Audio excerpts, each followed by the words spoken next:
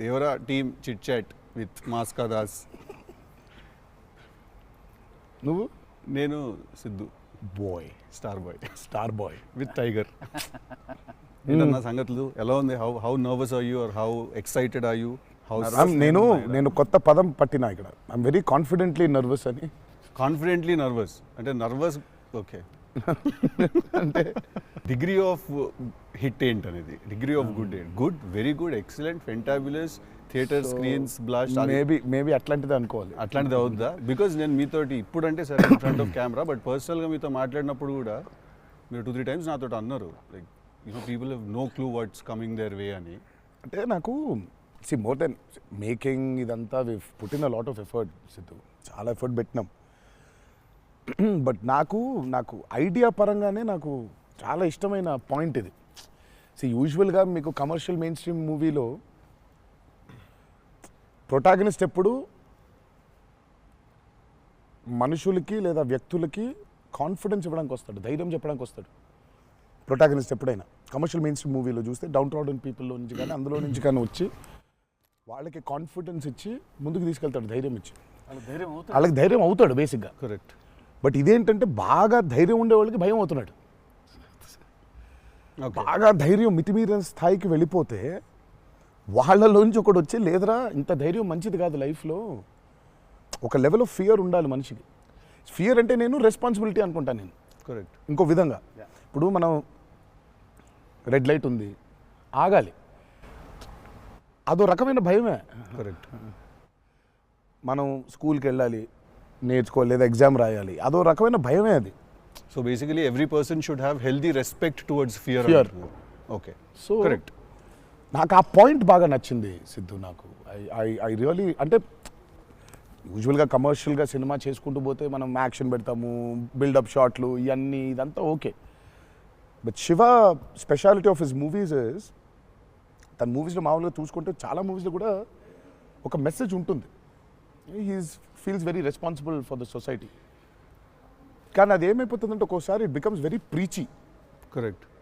So ఆ preachiness అవ్వకుండా చేయడమే Siva's speciality. Right.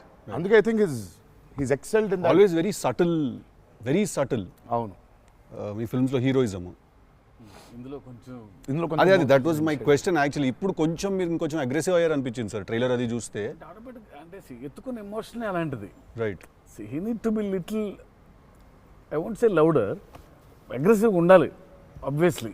Emotion fear అంటున్నాం కాబట్టి. రైట్. భయం. సో నువ్వు ఇప్పుడు మిమ్మల్ని చూసి ఒకళ్ళు భయపడాలంటే ఏమవ్వాలి? అన్న కుదరదు నాన్న అంటే భయపడరు కదా. నాన్న అలా తప్పురా అంటే దానికి ఒక స్కేల్ ఉండాలి దానికి. కరెక్ట్. దానికి అది అందుకని ఇందులో అది లేదు. ఇక యాక్షన్ డ్రామా అని చెప్పాలి దేవరా అంటే. బేసికలీ మ్యాసివ్ టెస్టాస్టెరాన్ ఉండబోతుంది సినిమాలో బేసిక్గా, ఫైట్స్ లెవెల్లో, యాక్షన్ లెవెల్లో, and with your intensity of course. It is a very intense film, Sidhu. It's not one of those movies where it's, I mean, like it focuses. It's more. It's very intense.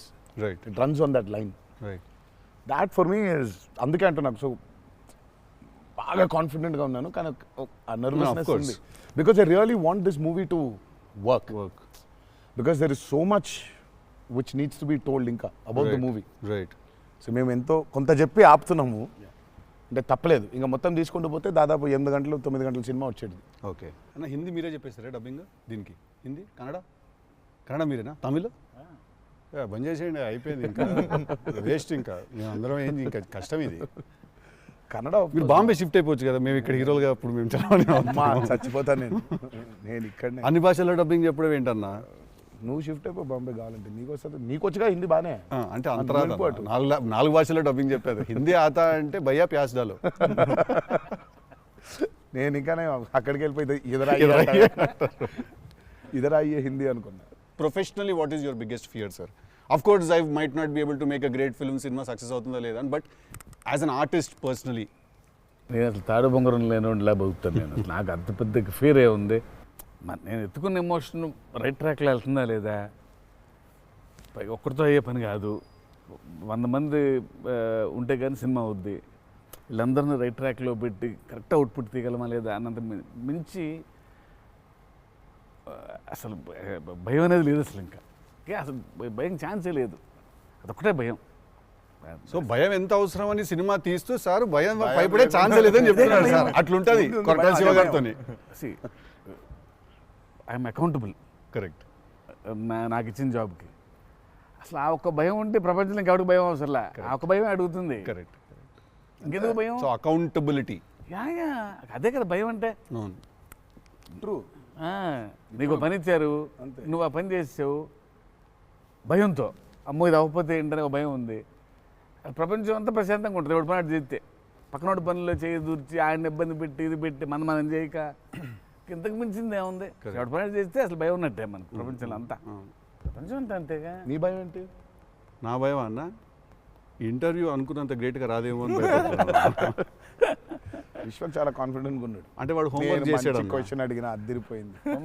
వాడు homework చేసి వచ్చాడు. వాడు questions రాసుకుని నేను రాసిన 2-3 okay right అనుకున్నా. కానీ నాజే fan తెలుసుకోవాలని ఉంటుంది కదా, నిన్నేం భయపెడుతుంది. నాకైతే నేను ఆన్సర్ అయితే నేను నాకేం లేదన్న చెప్తే నీకేం భయం? నాకేం లేదన్న. నీకు లేదు భయం? అట్లుండాలి. అట్లుంటుంది. హెల్త్ అన్న, హెల్త్ గురించి భయపడతా అంతే. మరి ఉందిగా అంటే వాడికి దూరిన దాంట్లో నుంచి బయటికి ఎలా రావాలని భయం ఉంటుంది. భయం లేదు ఎవరికి లేదండి. ప్రపంచంలో ఇతరులకు కూడా భయం ఉంటుంది. అంటే scariest thing for me is health అన్న. వేరే వాళ్ళు ఎవరన్నా కొంచెం సిక్కున్నా కూడా నాకు పాపం భయం అవుతుంటుంది. అది అన్నిటికంటే ముందు జాగ్రత్త. అది ఉంటే ఎట్లన్నా పోరాడొచ్చు అనిపిస్తుంది. సో హెల్త్ గురించి భయం అవుతుంది. That is answer. అది నీళ్ళు ఇంత డెప్త్ ఉందని ఎక్స్పెక్ట్ చేయలేదు నేను ఎక్స్పెక్ట్ చేయలేదు. నేను 7కి ఫస్ట్ స్టార్ట్ అంటే 6:30 కల్లా ఉండలేకపోతానేమో ఇట్లాంటివి చెప్తాను అనుకున్నాను. పక్కనోడు హెల్త్ అప్సెట్ అయితే నాకు ఓకే. నో మ్యాటర్ వాట్ ఇదైతే నేను చేయ కెమెరా ముందు అనేది ఏమన్నా ఉందా అన్న నీకు? నేనా? ఇదైతే వెరీ వెరీ వెరీ ఇంపార్టెంట్. ఏదైనా నాకు రీజనింగ్ ఉండాలి. రీజనింగ్ ఉంటే ఏదైనా చేయడానికి రెడీ నేను, దేనికైనా. ఇది మాత్రం అందరు యాంకర్లు అడిగినట్టు రొటీన్ అడగాల్సి వస్తుంది కానీ అడుగుతున్నా. ఎట్లుందన్న రొమాన్స్ చేస్తున్నప్పుడు దేవరాల? ఎట్లుంటుంది? ఆయన అడగాలి. రొమాన్స్ రాసినప్పుడు ఎట్లుంటుంది? ఆయన నేనైనా చూసేటోళ్ళం అన్న, చేసింది మీరు కదా, ఎట్లుండే అన్నగా బాగా అడుగుతున్నాడు అని అడిగాడు. గలీజ్గా అడిగింది. కాదు కాదు రొమాన్స్ ఎట్లుంటుంది చేసినప్పుడు ఎట్లుంటుంది అంటే, Do you have fear while doing intimate scenes? అట్లా ఇంటిమేట్ సీన్స్ ఏం లేవు కానీ ఫియర్ బండికి. బట్ దేవరా చూడడానికి మంచిగా ఉండే, చూడడానికి మంచిగా ఉండే మాకు. ఏది పాటలు? అవును, పాటలోనే చూపించారు. సినిమాకి రావాలి మీడియం చూడాలంటే. అదో కొత్త రకమైన రొమాన్స్ రాశాడు ఈయన. మీరు అనుకుంటున్నట్టు రొమాన్స్ ఉండదు కానీ ఆ లోకంలో లెవెల్ రొమాన్స్ ఉండదు అంటారు. Correct correct. ఈ లెవెల్ రొమాన్స్ ఉండదు కానీ కొంచెం ఆ లెవెల్ రొమాన్స్ కూడా ఉండదు కానీ మా లెవెల్లో రొమాన్స్ ఉంటుంది. ఏదో ఏమో చేస్తావేమో ఫ్యూచర్లో అని. So it's nice, it will be good. Janhvi was is phenomenal in the movie. చాలా చాలా ఐ మీన్ మేమైతే షాక్ అయిపోయాం. ఓ రోజు మరి ఆ అమ్మాయికి ఎట్లా వచ్చిందో తెలియదు కానీ ఒక 2 పేజీల డైలాగ్ రాసిండి నా అమ్మాయికి. సీన్ కూడా మొత్తం అమ్మాయిదే డైలాగ్ పోర్షన్ ఎక్కువ. వచ్చి అలా టపటపటపట చెప్పేసింది. నేను ఒక్క సెకండ్ అయిపోయి శివ కూడా షాక్ అయ్యాడు. ఈ అమ్మాయి ఏంటి ఇంత ఫాస్ట్గా చెప్పేసింది ఇలా అని. సరే ఎందుకని మంచిది ఓకే అనుకుంటే ఒకసారి చెక్ చేసుకుందామంటే నేను ఇక్కడ నుంచి వెనకాల నుంచి ఇలా అంటున్నాను, అద్దిరిపోయింది శివ ఓకే అనే అని. ఫ్లోలో వెళ్ళిపోయింది మొత్తం. ఎక్స్ప్రెషన్స్, ఆ మధ్యలో పాజులు, మధ్యలో యాక్టివిటీస్ చేసుకుంటూ టక్కన లాంగ్వేజ్ ఇంకా గ్రిప్ దొరకని యాక్టర్కి అన్ని ఆ యాక్టివిటీస్తో చేయటం, ఆయనతో ఉండటం, ఆ పాజులు ఉండటం, ఆయన రియాక్షన్ మళ్ళీ పసిగట్టి మళ్ళీ మాట్లాడటం ఇంత కష్టం కదా. అర్థమైంది. Homework done. That I think she'll become very big. She's got that phenomenal talent. మరి obviously శ్రీదేవి గారి డాటర్ కదా, ఆర్క్ ఉండదు కదా. So she's phenomenal. పాపం చాలా she's put in a lot of effort, especially for that Daavudi song. పాపం she was hospitalised for about 4 or 5 days before. Discharge అయ్యి పాపం వెంటనే ఒక 2 days రిహర్సల్స్ చేసి వెంటనే she was very weak. But అయినా చేసి నేను ఆ సాంగ్లో అనుకుంటుండే అన్న, తీసుకుంది ఛాలెంజ్, పక్కన చేసింది మ్యాచ్ చేయనికే. కానీ మ్యాచ్ చేయనికే వెరీ గుడ్ జాబ్. వచ్చి 97, 96 మార్క్ దాకా వచ్చిండే ఒక్కొక్క దగ్గర. లేదు చాలా బాగా చేసింది. Definitely Janhvi will be very good addition for Devara. And it's a very big love story which he wrote. So obviously మీకు పార్ట్ 1లో కొంత కనపడుతుంది. కరెక్ట్. దాని టోటాలిటీ ఇంకో వేరే టర్న్ అనేది దాని అది మొత్తం ఇంకా పార్ట్ 2లో it's a very different thing all together. Sir మిమ్మల్ని అందరికంటే ఎక్కువ ఇబ్బంది పెట్టిన సీక్వెన్స్ ఏది సార్? నాకు తెలిసి ప్రతి సినిమాలో ఒక సీన్ రిటేట్ చేస్తుంది సార్. ఒక సీనో ఒక సీక్వెన్స్ ఏదో ఒకటి బాగా ఉంది. ఎక్కువ వర్క్ లాగుతూ ఉంటే మళ్ళీ ఒక సినిమాకి స్టార్టింగ్ మొదలవుతుంది ఇంకా అది ఎండ్ వరకు నాగ్ అవుతా ఒక ఉంటుంది. సీన్ ఉంటుంది, అది ప్రతి సినిమాకు ఉంటుంది. మాకట్లా మా ఆయుధ పూజ ఒక సీన్ ఉంటుంది, ఒక ఆయుధ మాకు ఆయుధ పూజ సాంగ్ ఉంది అట్లా. సెటప్ అది సెటప్ ఇన్ ద ఫిల్మ్. చాలా కీ ఎపిసోడ్ అది. దాన్ని ఫస్ట్ షెడ్యూల్లో ప్లాన్ చేస్తే దాంతో గుమ్మడికాయ కొట్టాం. అబ్బా లాస్ట్ షాట్ దాంతో ఫిలిం సిటీలో వేసాం సెటప్. అది వర్షాలు పడిపోయాయి, అందులో సీన్ ఉంది, సీన్ ఉంది, ఫైట్ ఉంది, సాంగ్ ఉంది. అది అక్కడ మొదలైతే ఇప్పుడు ఎండ్ అయింది. పైగా అందరు కాంబినేషన్లు రకరకాల. అంటే సార్ ఇది లాజిస్టికలీ చెప్తున్నారు, నేను అంటే క్రియేటివ్గా బాగా సరిపోలేదు, మళ్ళీ రాయాలి, మళ్ళీ తీయాలి, మళ్ళీ రాయాలని అలా ఏదైనా ఇరిటేట్ చేసిందా మిమ్మల్ని? ఒక సీన్ ఆర్ ఒక సీక్వెన్స్ ఆర్ ఒక కుడ్ బి ఎనీథింగ్ అంతే? అంత ఇబ్బంది పడింది కానీ షూట్ అప్పుడే కొంచెం టైర్డ్ అయింది. వాటర్ సీక్వెన్సెస్ అప్పుడు నా షాట్ బాగుండాలి, వాళ్ళ కంఫర్ట్ చూడాలి, వాటరు అనీవెన్గా ఉంటాయి, వేవ్స్, అందరు పోస్చర్స్ బాగుండాలి, సేఫ్టీ షాట్ పర్ఫెక్ట్గా రావాలి. పదే తీయలేం కదా అది. సో బోట్లు ఊగుతా ఉంటాయి కదా కాదా? సాబు గారు చూడండి, ద గ్రేటెస్ట్ ఇస్ అసలు why did you win so many national awards? ఎందుకంటే ఆయన బోట్లు ఏదైతే తయారు చేసిండో దేవరకి, అంటే మేము స్టూడియోలో ఒక 200 feet by 150 feet water tank వేసినాం. ఇట్స్ అబౌట్ 5.5 feet డెప్త్ పెట్టి బోట్లు ట్రావెల్ అవ్వడానికి, మేజర్ యాక్షన్స్ తీయడానికి అంతా. ఆయన ద బోట్స్ హీ మేడ్ నిజంగా సముద్రం తీసుకొని వెళ్ళిపోవచ్చు. Okay, so they original functional pure functional boats. So ఆయన చేసిన బోట్స్తో వీళ్ళని ఎక్కించాం. ఓకే, ఇప్పుడు ఒక 4 బోట్లు కావాలి. సో వీళ్ళందరూ వెళ్ళడానికి మనం ఏమనుకుంటాం, బోట్లు అంటే ఇప్పుడు తెప్పిస్తారు, ఎక్కిస్తాం అనుకుంటాం కదా. సార్ తెప్పిస్తారు, లేవు మనం చేసేయటం అన్నాడు. సార్ బోటు చేయటం ఏంటి సార్ అసలు? అది వేరే మెకానిజం కదా అంటే, అవును మెకానిజమే, బట్ ఫిజిక్స్ తెలుసు నాకు, సేమ్ మెకానిజం చేస్తాం అని చెప్పి బోట్లు తయారు చేశారు. వాటర్లో పోవాలా కానీ వాటర్ లోపల రావద్దు, అదే మెకానిజం. ఇప్పుడు మనకు కార్ కావాలంటే కార్ తయారు చేయరు కదా, కార్ తీసుకొస్తాను షూటింగ్కి, బట్ ఆయన కార్ తయారు చేసేస్తారు. ఆ షాక్ కదా అది. Which is very friendly to shoot, friendly to act for actors. RRR లో ఒక ట్రామ్ ఉండింది. అవును, అదేమనుకున్నారు, అంబాసిడర్ కార్. అది అంబాసిడర్ కారు లోపల స్టీరింగ్ వీల్ పెట్టి చుట్టూ కట్టేసిన డబ్బా ఆయన. సో ఆ ట్రామ్ ముందుకు వెనకపోతుంటే మధ్యలో ఒక స్టీరింగ్ తిప్పుతున్నాడు. That's an ambassador car. Full కాన్ఫిడెంట్గా ఉంటారు ఆయన. ఓయా సార్ ఒక కారు కావాలంటే జనరల్గా ఒక కారు తీసుకొస్తాం ఎవరైనా వాళ్ళని అడిగి. బోట్ ఇమాజిన్ ఆన్సర్, సార్ బోట్లో చేసేద్దామంటే వీళ్ళని ఎక్కించడానికి చేసాం. ఓకే సరే, మన సముద్రం మన కంట్రోల్ అంటే సపోజ్ ఈ ఫ్లోర్ అంతా సముద్రం మనం క్రియేట్ చేసుకున్నాం, వెళ్తున్నారు. షూటింగ్కి వెళ్ళాం గోవా వెళ్తే అక్కడ రంగుల బోట్లు, నా కలర్ బోట్లు కాదు అవి, నా ఓల్డ్ కొంచెం ఎర్తీ టోన్స్, బ్రౌన్ కలర్ బోట్స్, అలాంటి బోట్లు కావాలి మనకి. అక్కడ అన్ని రంగులు కొత్త, పైగా మోడర్న్ బోట్స్, ఫైబర్తో చేసిన బోట్స్, వుడెన్ బోట్స్ కాదు అవి. ఏంటంటే లేదు నేను మన బోట్ తీసుకొచ్చాం అన్నారు. సరే ఇది నిజమైన సముద్రం అండి. మనది ఏంటంటే దానికి బోట్ లాక్కొచ్చి మోటార్ ఒకటి పెట్టి బిగించేసి పద వెళ్ళామంటున్నారు. వెళ్ళిరా సార్? వెళ్ళాము యాక్టర్లు తీసుకొని మరి ఈత వచ్చా సార్? మనకు వచ్చు, ఇంకొంచెం ధైర్యం ఉంటుంది. వెంట మిడిల్ వచ్చేసి ఈ బోట్తో అసలు he probably has and one of the biggest assets for Devara. 3 cinema వచ్చినప్పుడు బ్యాక్గ్రౌండ్ స్కోర్ పెట్టుకొని ఫుల్ ఇంటుండే ఆ టైంలో Anirudh. And I was waiting, మీరు అనిరుద్ నేను పూజ అయినప్పుడు కూడా ఫుల్ హ్యాపీ అయిన ఉండే అరవింద్ సమేతకి. ఓకే ఫైనల్లీ మా విజువల్ మా స్పీకర్ 2 కలిసినాయి అనుకుంటుండే. But definitely when Anirudh came on board for this film, I was the first person. పిచ్చగా వెయిట్ చేస్తుండే. నేను లిటరల్లీ మీది 5 AM అని ట్రాక్ ఏదన్నా ఉంటే 5:02కి నేను ఆల్రెడీ ఇంటుంటా. వ్యానిటీలు ఉండు, షూటింగ్లో పక్కకి అట్లా నడుచుకుంటూ వెళ్ళిపోయి ఇంటుండే.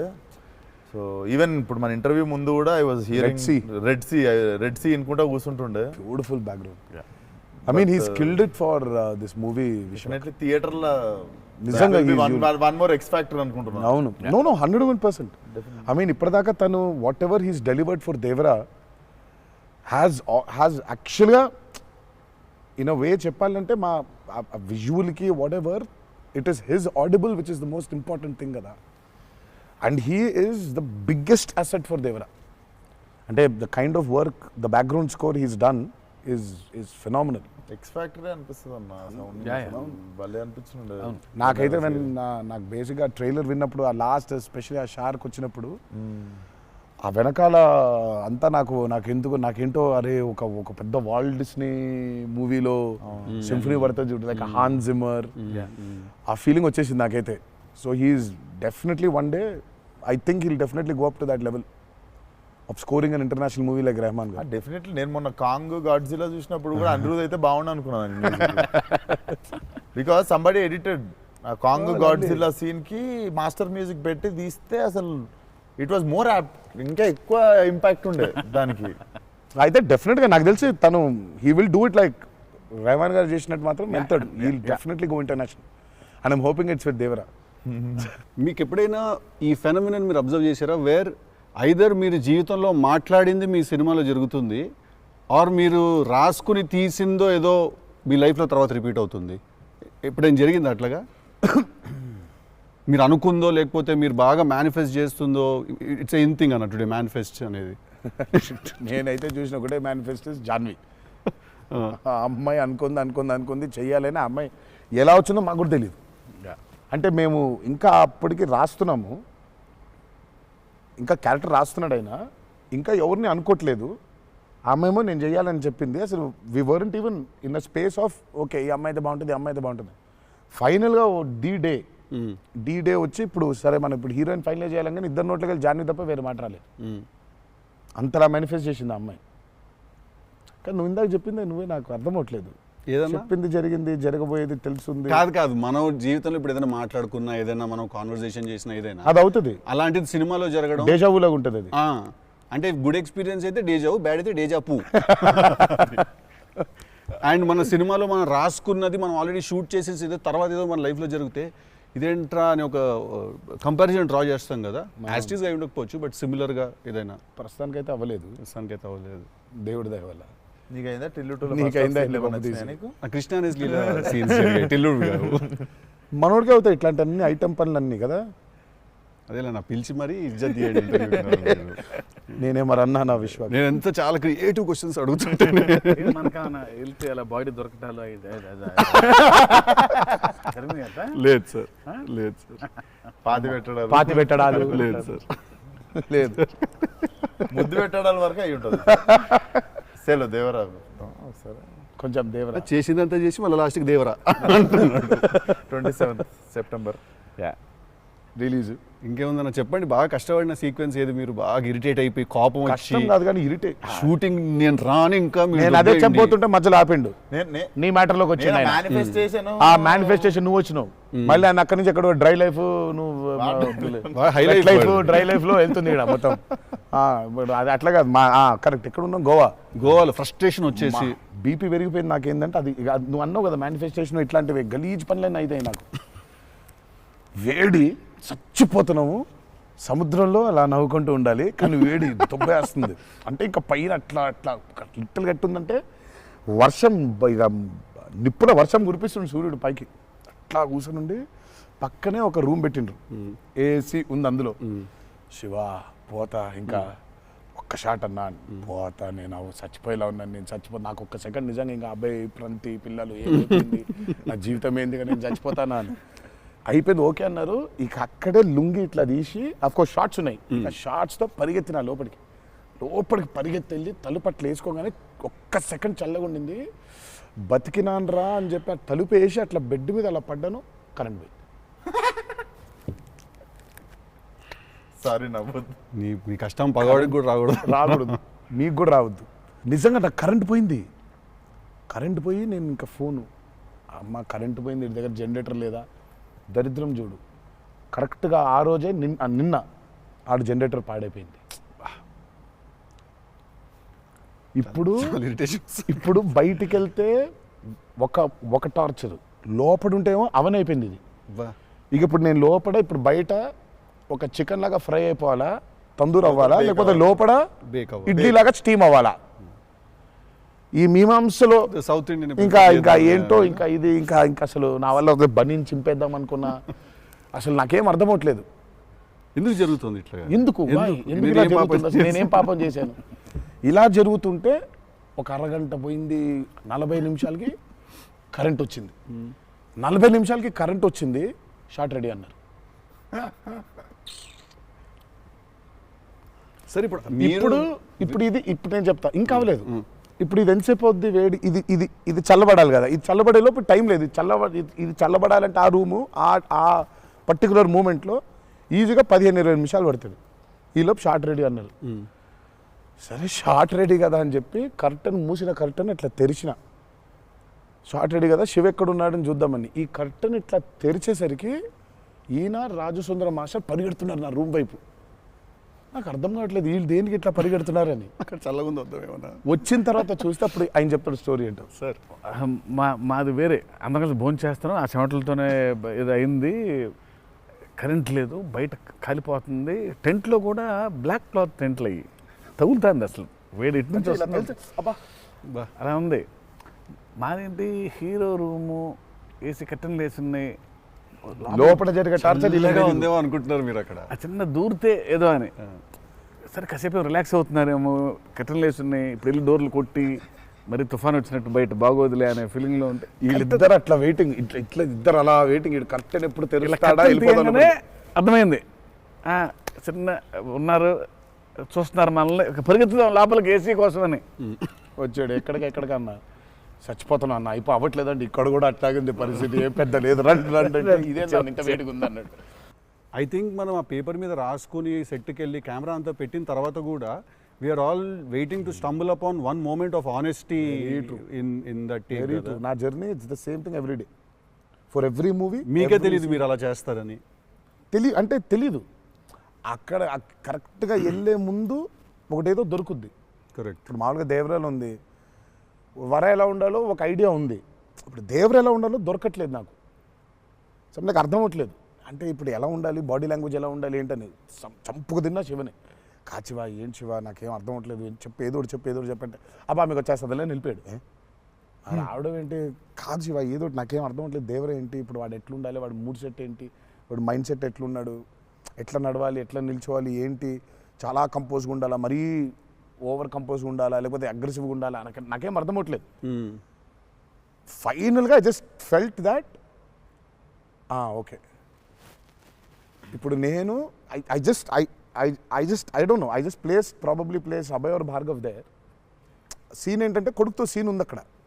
ఇప్పుడు నేను ఎట్లుండాలి అనేది నా అర్థం అవట్లేదు. సో ఇమ్మీడియట్గా I just felt that okay అసలు ఇది అంతా కాదు, దేవరా ఇస్ అ ఫాదర్ కదా, ఆ ఫాదర్ ఇన్స్టింక్ట్ తెచ్చాయి ఫస్ట్. రైట్. కొడుకుతో ఎట్లుంటున్నాడో తెలిస్తే సమాజంతో ఎట్లుంటున్నాడో అర్థమైపోతుంది. కరెక్ట్. అలా దొరికింది. బట్ ప్రతిసారి అదే కాదు. వన్ ఆఫ్ ద మోస్ట్ ఇంటెన్సా దేవరా క్యారెక్టర్ ఫాదర్ది. I definitely will say that. డెఫినెట్గా పర్ఫార్మెన్స్లో మీకు అగ్రెసివ్నెస్ కనిపించదు అట్లా. అంటే nature of Devara is not that. కానీ సముద్రం అంతా డెప్త్లో భారం మోసే క్యారెక్టర్ అది. సో ఫిలసాఫికలీ అగ్రెసివా? Yeah, very right. Philosophically is very aggressive and regal. అదే అగ్రెసివ్, అది ఆ రీగల్నెస్ ఉంటుంది. But is very philosophically aggressive. Right. Because అంత అంత అంత భారం మోస్తున్నాడు యాక్చువల్గా. కొంచెం ఆ వాజ్ డిఫికల్ట్ బికాస్ ప్రతిసారి అది కనిపించాలి. సార్ అన్నీ అన్నవేనా వెపన్స్?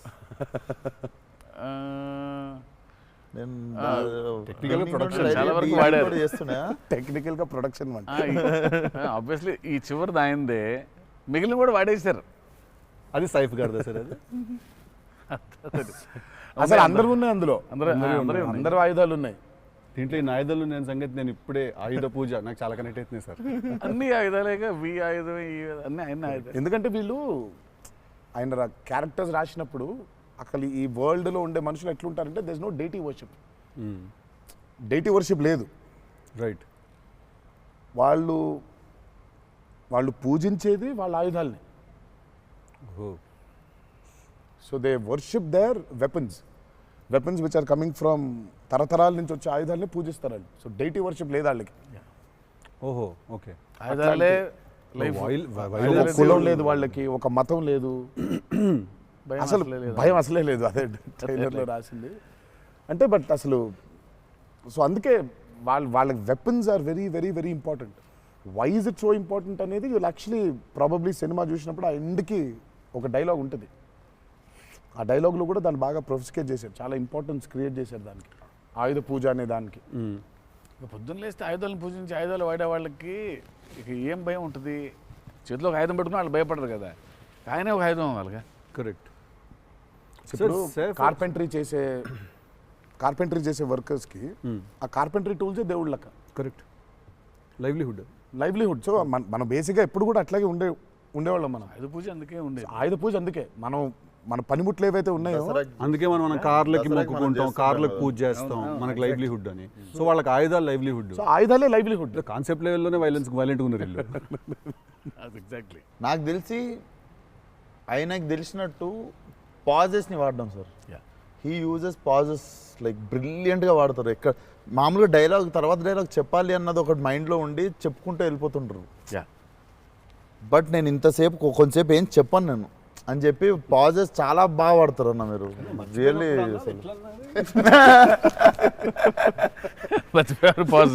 మర్చిపోయిన వెంటనే అది వేరే యాక్టర్ ఆర్టిస్టిక్ పాజ్ ఇచ్చి అలా పక్కకు ఒకసారి చూసి చెప్పరా ఏడి అది వేరే ప్రాంప్టింగ్ కోసం అని వేరే మళ్ళీ కట్ అంటే మొదటి నుంచి చెప్పాలి.